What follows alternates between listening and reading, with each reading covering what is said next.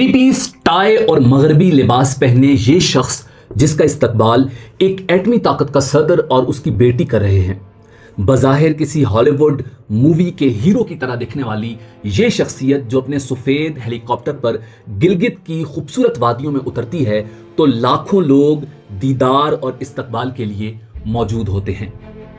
ये कोई आम इंसान नहीं बल्कि इस्लाम के एक सेक्ट शिया की ब्रांच इस्माइली शिया के 50वें इमाम और 5वें आगा खान और रूहानी पेशवा हैं। ये हैं प्रिंस रहीम अल हुसैनी आगा खान। ये शख्स इस मर्तबे तक कैसे पहुंचा? आगा खान किसे कहते हैं? इस्माइली शिया कौन लोग हैं? इनके अकायद और नजरियात क्या हैं? क्या ये लोग मुसलमान हैं? आगा खानियों और इस्माइलियों में बुनियादी फर्क क्या है? पाकिस्तान जैसा मुल्क इस शख्स यानी प्रिंस रहीम आगा खान को इतना प्रोटोकॉल क्यों दे रहा है? प्रिंस रहीम आगा खान कितने अमीर हैं और इनका लाइफस्टाइल क्या है? यही हमारी आज की वीडियो का मौजू होगा। मैं हूं Adil Jahangir. Welcome to info@adil। अगर आपने अभी तक हमारा चैनल सब्सक्राइब नहीं किया तो सब्सक्राइब कर लें। सबसे पहले यह समझते हैं कि इस्माइली कौन लोग हैं। मुसलमानों के दो बड़े फिरके शिया और सुन्नी हैं। सुन्नी खिलाफत के कायल हैं और शिया इमामत के।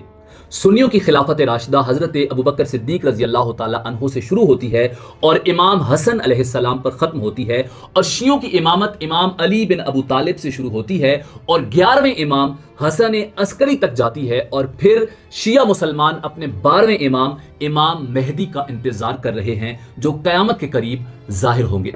अब सुन्नी अकीदे को साइड पे रखते हैं। अब शिया मुसलमानों में जो लोग 12 इमामों को मानते हैं उनको ट्वेल्वर्स कहा जाता है, अरबी में इस्ना अशरी।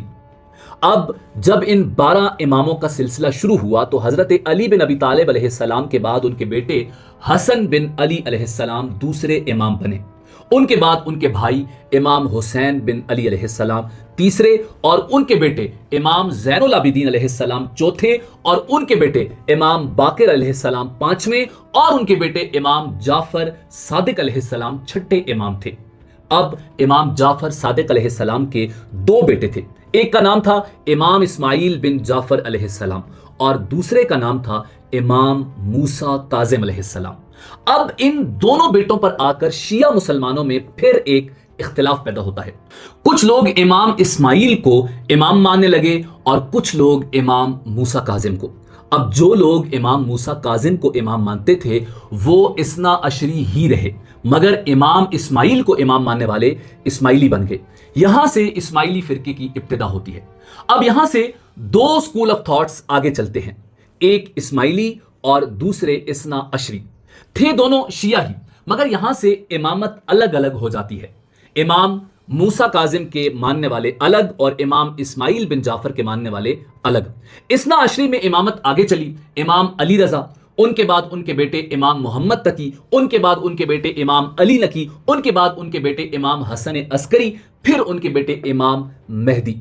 अब ये पॉइंट बहुत जरूरी है। इस्ना अशरी अकीदे के मुताबिक इमाम मेहदी 5 साल के थे तो वो अल्लाह के हुक्म से गायब हो गए और इमामत गैबत में चली गई। अब वो कुर्बे क़यामत जाहिर होंगे। जबकि इस्माइली शिया अकीदे के मुताबिक इमाम इस्माइल की इमामत आगे मुंतकिल होती रही, उनके बाद उनके बेटे इमाम मोहम्मद बिन इस्माइल इमाम बने, उसके बाद सारे इमाम जाहिर ही रहे, कोई गायब नहीं हुआ, और ये सिलसिला चलते चलते 50वीं नस्ल में इस शख्स तक पहुंचता है जो इस वक्त पाकिस्तान के दौरे पर हैं, और इनका नाम है इमाम हाजिर प्रिंस रहीम अल हुसैनी आगा खान, जो कि बेटे हैं मरहूम प्रिंस करीम आगा खान के। जी हां, यही इस्माइली बरादरी के रूहानी पेशवा और 50वें इमाम हैं, प्रिंस शाह रहीम अल हुसैनी आगा खान। ये इस वक्त पाकिस्तान के सरकारी दौरे पर हैं। इनका इस्तकबाल किसी मुल्क के सदर या वजीर आजम की तरह red carpet, guard of honour और 21 तोपों की सलामी जैसे रिवायती शाही प्रोटोकॉल से किया गया है। याद रखें, ये सिर्फ पाकिस्तान में ही नहीं होता बल्कि दुनिया के अक्सर ममालिक में इनको सरबराह ममलिकत यानी हेड ऑफ स्टेट के बराबर प्रोटोकॉल और सिफारती इस्तिस्ना यानी डिप्लोमेटिक इम्यूनिटी दी जाती है। तारीख में इनका सबसे सुनहरी दौर गुजरा है खिलाफत फातिमिया, जिसने मिस्र, शिमाली अफ्रीका और शाम पर सदियों तक हुकूमत की, और काहिरा की मशहूर ज़माना अल जामिअतुल अज़हर की बुनियाद इन्होंने ही रखी थी। ان کی حکومت کا خاتمہ سلطان صلاح الدین ایوبی کے ہاتھوں ہوا تھا۔ بعد میں یہ ایران منتقل ہو گئے، صفوی دور حکومت میں معطوب رہے اور صدیوں بعد 19ویں صدی کے آغاز میں یہ خاندان ایران کے شاہی دربار سے وابستہ ہوتا ہے۔ 1818 میں ایران کے قاجار بادشاہ فتح علی شاہ نے اسماعیلیوں کے 46ویں امام حسن علی شاہ کو اپنا داماد بنا لیا اور پہلی بار آغا خان کا شاہی لقب دیا۔ یہاں سے ان کو آغا خانی بھی کہا جانے لگا، یعنی آغا خانی اور اسماعیلی ایک ہی فرقے کے دو نام ہیں، اسماعیلی امام اسماعیل سے اور آغا خانی ان کو جو لقب قاجار نے دیا تھا۔ لیکن یہ تعلقات جلد ہی ایک بڑے جغرافیائی اور سیاسی تنازع کی نظر ہو گئے۔ ایران کی قاجار حکومت اور آغا خان اول کے درمیان جھگڑے کی اصل بنیاد ان کے برطانوی سلطنت یعنی انگریزوں کے ساتھ بڑھتے ہوئے قریبی تعلقات بنے۔ یہ وہ دور تھا جب برطانوی سلطنت خطے میں اپنے اثر و رسوخ کو پھیلا رہی تھی اور ایران اس نو آبادیاتی طاقت کو اپنے لیے ایک بڑا خطرہ سمجھتا تھا۔ آغا خان اول کے انگریزوں کے ساتھ بڑھتے ہوئے روابط نے قاجار دربار میں شکوک و شبہات پیدا کر دیے، جس کے نتیجے میں اختلافات اتنے بڑے کہ مسلح تصادم کی نوبت آ گئی۔ ایران میں اپنے سیاسی حریفوں سے شکست کھانے کے بعد آغا خان اول کو 1840 کی دہائی میں ایران چھوڑ کر افغانستان اور پھر وہاں سے برطانوی ہندوستان ہجرت کرنی پڑی۔ یہ وہ دور تھا جب انگریز ہندوستان پر اپنے پاؤں جما رہا تھا اور اسے سندھ اور سرحد یعنی KPK میں وفاداروں کی ضرورت تھی۔ آغا خان اول نے برطانوی افواج کی فوجی اور سیاسی مدد کی تھی، جس کے بدلے انگریز حکومت نے انہیں نہ صرف پناہ دی بلکہ ہیز ہائنس کا شاہی خطاب دے کر بمبے یعنی موجودہ ممبئی میں مستقل طور پر آباد کر دیا تھا۔ یعنی اس کے بعد 20ویں صدی کے آغاز میں یہ خاندان انگریزوں کی سرپرستی میں بر صغیر پاک و ہند کے مسلمانوں کا بااثر رہنما بن کر ابھرا۔ سر سید احمد خان کی تعلیمی مہم میں آغا خان سوم نے بڑھ چڑھ کر حصہ لیا تھا اور علی گڑھ مسلم یونیورسٹی جیسے اداروں کے قیام میں کردار ادا کیا۔ آغا خان سوم سر سلطان محمد شاہ کو 1906 میں قائم ہونے والی آل انڈیا مسلم لیگ کا پہلا مستقل صدر بنایا گیا تھا۔ شملہ میں مسلمانوں کی نمائندگی کرتے ہوئے وائسرائے سے ملاقات کی، گول میز کانفرنسز میں مسلمانوں کی نمائندگی میں پیش رہے۔ چونکہ وہ انگریزوں کے بہت قریبی اور معتمد تھے، اس لیے انہیں عالمی سطح پر برطانوی راج کی سرپرستی حاصل رہی۔ پہلی جنگ عظیم کے بعد جب خلافت عثمانیہ اور ینگ ترکس کے درمیان تعلقات انتہائی کشیدہ تھے تو انہی آغا خان سوم نے ینگ ترکس کے نمائندے اور ترکی کے وزیر اعظم عصمت انونو کو خط لکھ کر خلافت کو برقرار رکھنے کی اپیل کی تھی۔ مصطفیٰ کمال اتا ترک نے آغا خان کے انگریزوں کے ساتھ گہرے روابط کی بنیاد کی وجہ سے اس خط کو برطانوی سازش اور ترکی اندرونی معاملات میں مستقل مداخلت کی راہ قرار دیا تھا اور پھر اسی خط کو بہانہ بنا کر مارچ 1924 میں خلافت کے خاتمے کا اعلان کیا تھا۔ موقف اختیار کیا کہ جب تک خلافت کا دائرہ قائم رہے گا برطانوی ایجنٹس کی مداخلت ختم نہیں ہو سکے گی۔ 19ویں صدی کے آخر اور 20ویں صدی کے شروع میں اس خاندان نے اپنی رہائش اور سرمایہ کا رخ بر صغیر اور برطانیہ سے موڑ کر فرانس کی طرف کرنا شروع کر دیا۔ برطانیہ کے بجائے فرانس کو اپنا مستقل مسکن بنانے کے پیچھے گہری اسٹریٹجک اور ذاتی وجوہات تھیں۔ برطانیہ اس وقت ایک بڑی نو آبادیاتی طاقت تھا اور وہاں رہ کر کام کرنے کا مطلب یہ ہوتا کہ آغا خان خاندان دنیا بھر میں موجود اپنے مریدین جو مختلف نو آبادیات میں پھیلے ہوئے تھے ان کی نظر میں برطانوی پالیسیوں کا رنگ الیکٹڈ نظر آتا۔ فرانس نے انہیں ایک ایسا غیر جانبدار اور بین الاقوامی پلیٹ فارم مہیا کیا جہاں سے وہ کسی ایک سیاسی بلاک کا حصہ بنے بغیر اپنے عالمی نیٹ ورک کو چلا سکتے تھے۔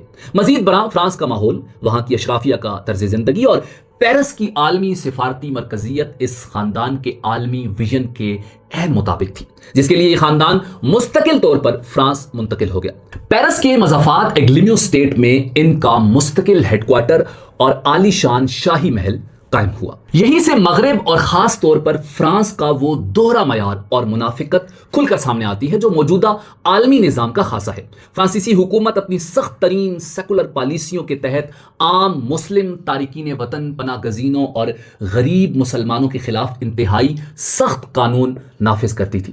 وہاں حجاب پر پابندی لگائی جاتی، داڑھی یا روایتی مسلم شناخت کو عوامی مقامات پر جرم کی طرح دیکھا جاتا اور مسلم کمیونٹیز کو پسماندہ رکھنے کے لیے ریاستی قوانین کا سہارا لیا جاتا۔ لیکن جب باری کسی کھرب پتی مذہبی پیشوا کی آتی ہے تو یہی سیکولر قوانین موم کی ناک بن جاتے ہیں۔ یہ لوگ فرانس جیسے سیکولر ملک میں بیٹھ کر اپنی مذہبی پیشوائی کا نیٹ ورک پوری دنیا میں چلاتے ہیں، اور اس پر فرانس کے سخت ترین سیکولر قوانین کا اطلاق نہیں ہوتا۔ مغرب کا یہ دورہ معیار ثابت کرتا ہے کہ ان کے ہاں قانون، تہذیب اور سیکولرزم کی پابندیاں صرف غریب اور کمزور مسلمانوں کے لیے ہیں، جبکہ ارب پتی اور بااثر شخصیات کے لیے تمام قوانین اور نظریات یکسر بدل دیے جاتے ہیں۔ آغا خان فیملی کا شمار فرانس کے سب سے بڑے ٹیکس دہندگان میں ہوتا تھا۔ وہ وہاں کے مہنگے ترین ریمپ اور گھوڑوں کی ریس کے فارمز کے مالک تھے، اور ان کا سرمایہ فرانسیسی معیشت کو مضبوط کرتا تھا۔ یہ فرانسیسی اعلیٰ اشرافیہ کا ناگزیر حصہ مانے جاتے تھے۔ پوری دنیا میں پرنس شاہ رحیم آغا خان کو سربراہ مملکت کا پروٹوکول ملتا ہے۔ ان کا کھربوں ڈالرز پر محیط Aga Khan development network AKDN ہے۔ یہ نیٹ ورک دنیا کے درجنوں ممالک میں تعلیم، صحت اور مائکرو فنانس کے شعبوں میں کام کرتا ہے۔ انہوں نے دنیا بھر کی حکومتوں کے ساتھ باقاعدہ 2 طرفہ سفارتی معاہدے کر رکھے ہیں، جس کے تحت انہیں ایک خود مختار ریاست کی طرح حقوق اور سفارتی استثناء حاصل ہے۔ یہ واضح کرتا ہے کہ دنیا کے سیاسی ایوانوں میں عزت اور پروٹوکول حاصل کرنے کے لیے زمین کی سرحدوں سے زیادہ دولت، اچھے تعلقات اور سمارٹ ڈپلومیسی کی ضرورت ہے۔ اس میں مغرب اور مشرق کا کوئی فرق نہیں۔ اب بات کرتے ہیں مذہبی نقطہ نظر سے اسماعیلی فرقے کی کہ ان کے عقائد اور نظریات کیا ہیں، اور کیا یہ لوگ مسلمان ہیں۔ اب بدقسمتی سے پاکستان میں مسلمانوں کا ہر فرقہ دوسرے فرقے کو کافر سمجھتا ہے، اسی لیے ان کے یعنی اسماعیلیوں کے عقائد اور نظریات پر میری ریسرچ کے دوران مجھے دارالفتہ جامعہ علوم الاسلامیہ کراچی کے فتوے میں یہ حیران کن باتیں نظر آئیں۔ یاد رکھیں، یہ میری رائے نہیں بلکہ اس فتوے میں موجود ہیں، جس کا لنک ڈسکرپشن میں موجود ہے۔ جامعہ علوم الاسلامیہ کراچی کے دارالفتہ کے مطابق یہ فرقہ اسلام سے متصادم عقائد کی وجہ سے دائرہ اسلام سے خارج اور کافر ہیں۔ ان کے بنیادی عقائد اس فتوے میں یہ لکھے ہوئے ہیں۔ نمبر 1، عقیدہ امامت۔ اس کا مطلب یہ ہے کہ جیسے انبیاء کرام علیہم السلام مبعوث من اللہ یعنی اللہ کی طرف سے بھیجے ہوئے ہیں، اسی طرح ائمہ معصومین بھی مبعوث من اللہ ہیں، یعنی وہ بھی اللہ رب العزت کی طرف سے بھیجے ہوئے ہیں۔ یہ عقیدہ تو عام شیعہ فرقے کا بھی ہے، مگر آغا خانی اسماعیلی اپنے امام حاضر کو صرف معصوم ہی نہیں مانتے بلکہ یہ بھی مانتے ہیں کہ ان کا امام حاضر خدا کا مظہر ہے۔ خدا تعالیٰ اپنی تمام الہی طاقتوں کے ساتھ یکے بعد دیگرے امام حاضر میں حلول کرتا ہے، اس لیے ان کے نزدیک امام حاضر ہی مستحق دعا و عبادت ہے۔ اس کے بعد جو دوسرا عقیدہ ہے وہ بغض صحابہ کا ہے۔